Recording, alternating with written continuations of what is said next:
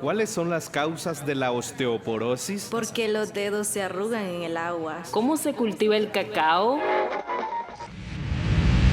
Presentamos Oigamos la Respuesta, el podcast de preguntas y respuestas del Instituto Centroamericano de Extensión de la Cultura, ICQ. Iniciamos la travesía de hoy en La Paz, El Salvador, donde el señor Reinaldo Padilla pregunta: ¿cómo hacen las abejas para transformar el néctar de las flores en la miel que podemos consumir? ¿Cuál es ese proceso? Oigamos la respuesta. Las abejas son insectos muy organizados que trabajan en equipo. Todo comienza cuando una abeja exploradora sale en busca de flores. El néctar es un líquido dulce y perfumado que atrae a los polinizadores, entre ellos a las abejas. Es la materia prima de la miel. Cuando las abejas encuentran una buena fuente de néctar, vuelan hasta las flores y, al posarse sobre ellas, introducen una especie de lengua larga y flexible para succionar o chupar el preciado líquido.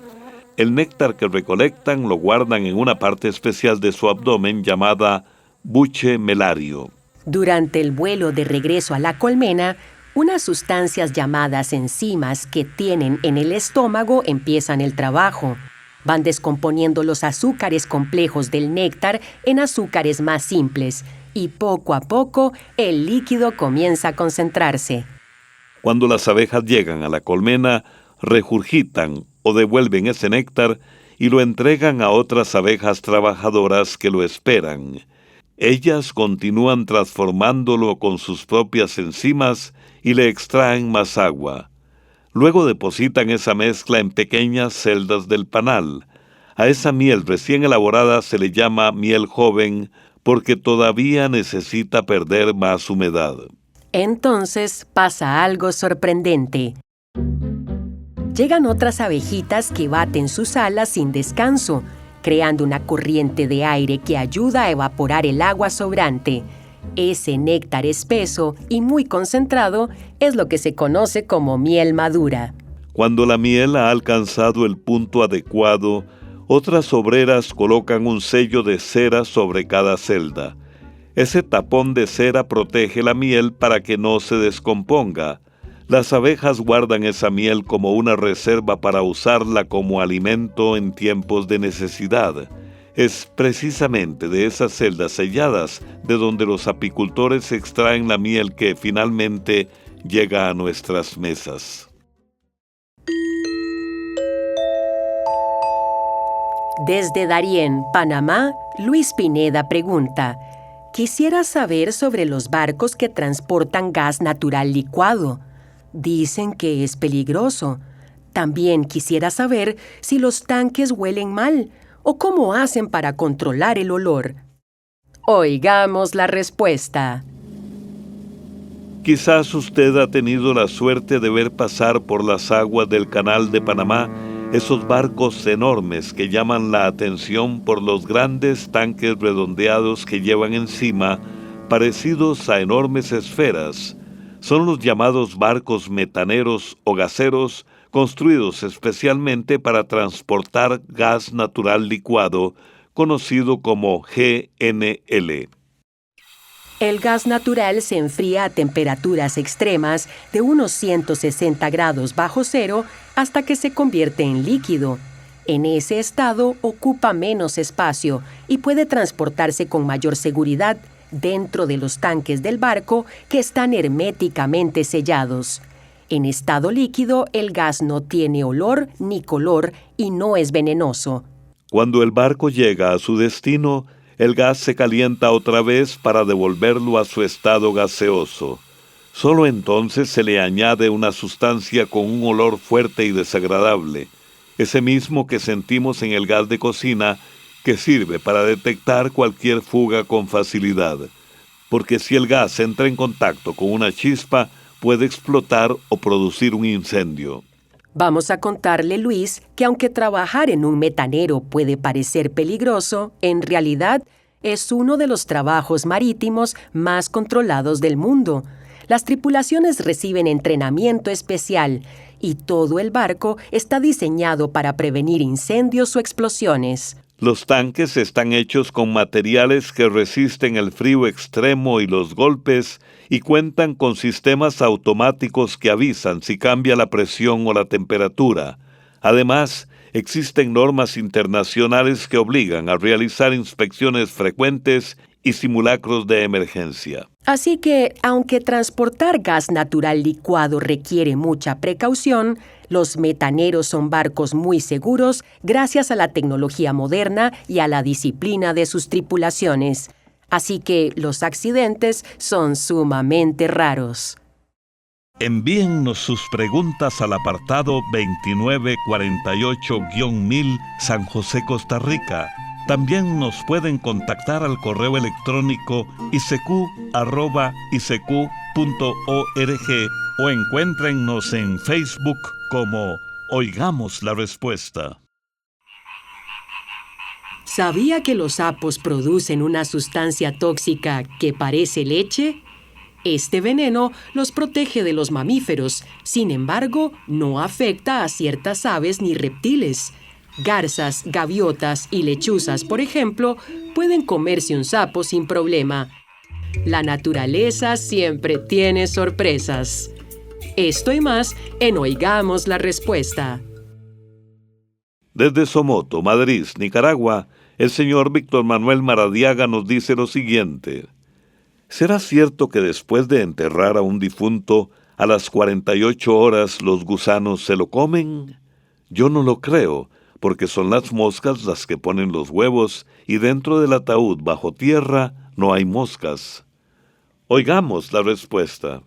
Tiene usted toda la razón, don Víctor Manuel, en dudar de esa creencia.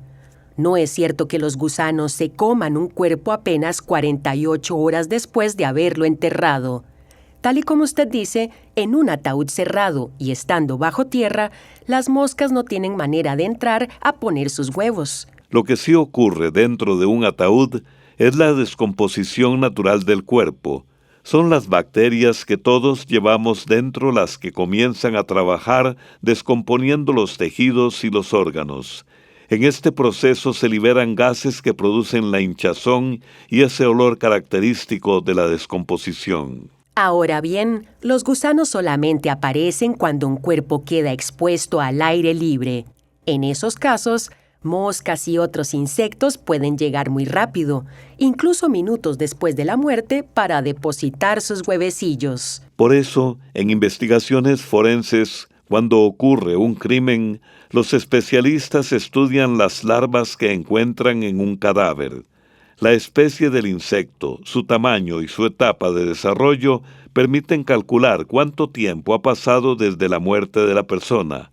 Es verdad que algunas larvas pueden aparecer en 48 horas o menos, según el clima y la especie, pero aún así no podrían comerse un cuerpo entero en tan poco tiempo. Así que usted está en lo correcto.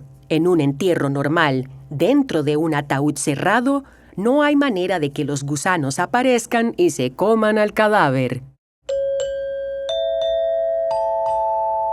Desde León, Nicaragua, nos escribe el señor Aníbal Méndez, quien pregunta: ¿cómo hacen las plantas para que el agua llegue hasta las ramas y las hojas si eso significa ir contra la gravedad?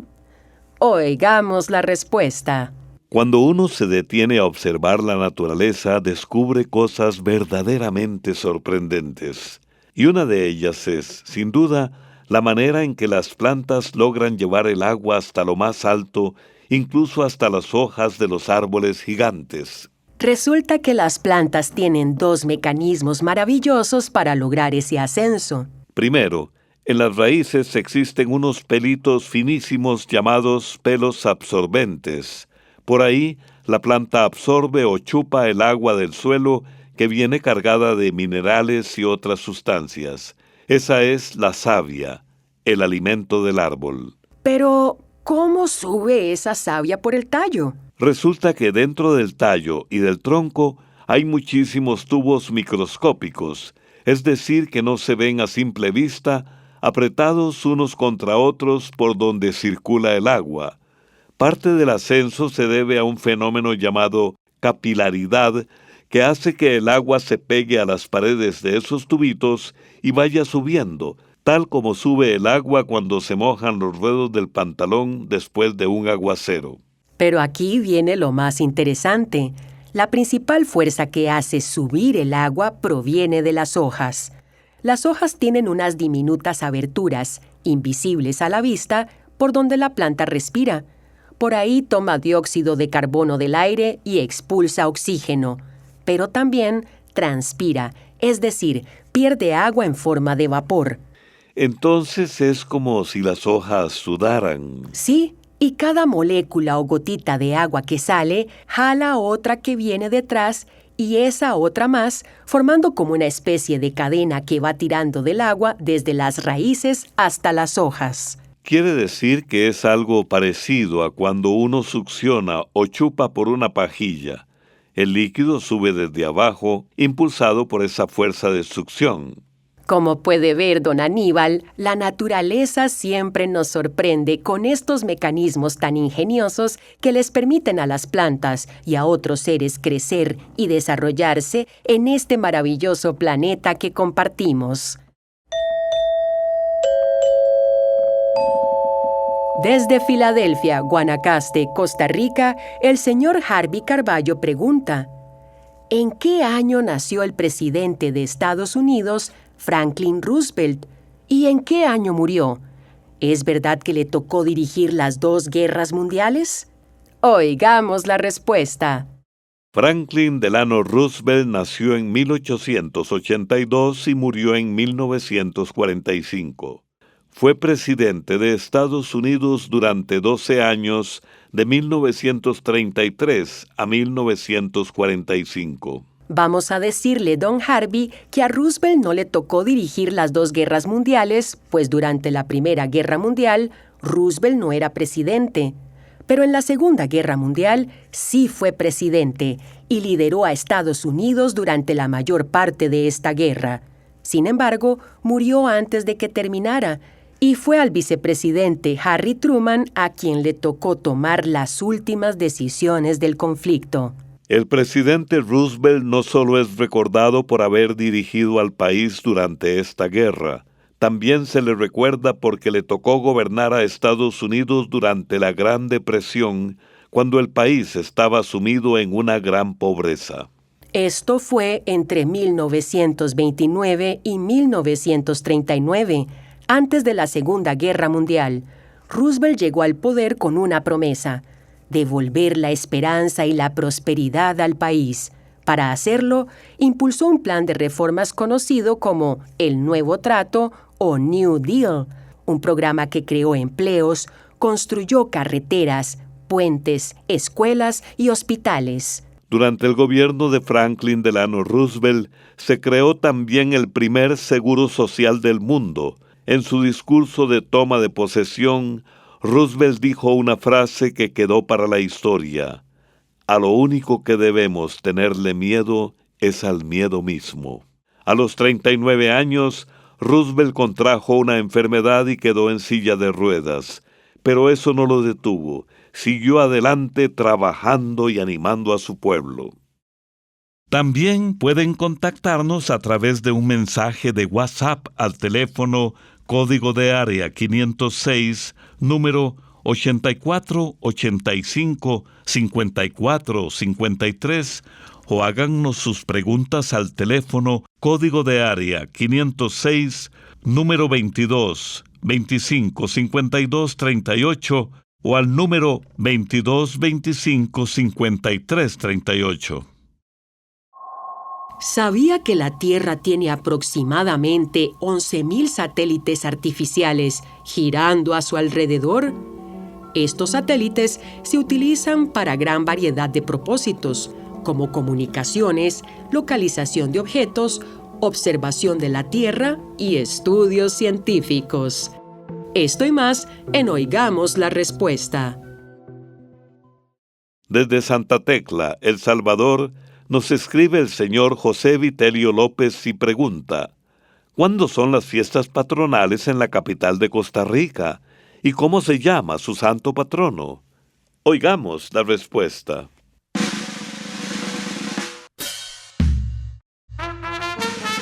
En nuestros pueblos latinoamericanos existe la bonita costumbre de celebrar con alegría las fiestas dedicadas al santo patrono de cada lugar.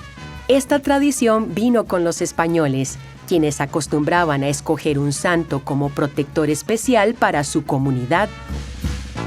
En el caso de Costa Rica, el santo patrono de la capital es San José, esposo de la Virgen María.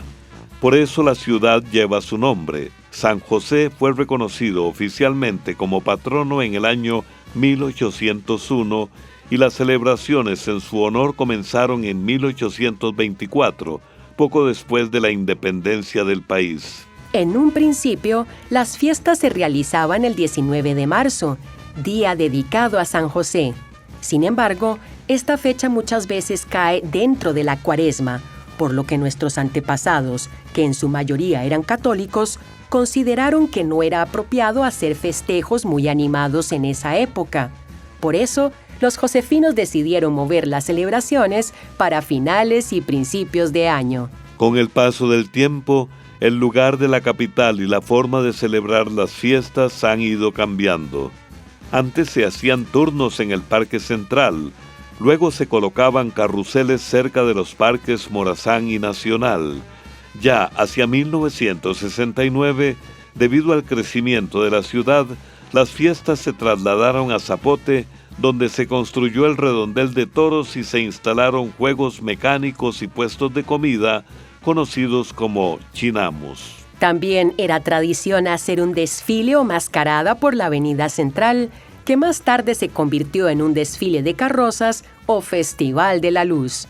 Hoy en día, las fiestas se siguen celebrando y adaptando a los tiempos. En el 2025, la municipalidad capitalina decidió llamar a las actividades de fin de año el Mes de la Luz.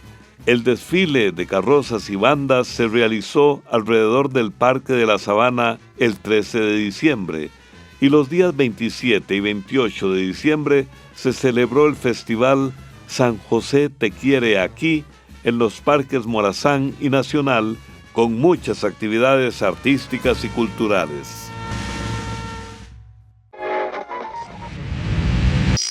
Esto fue Oigamos la Respuesta, el podcast de preguntas y respuestas del Instituto Centroamericano de Extensión de la Cultura, ICQ.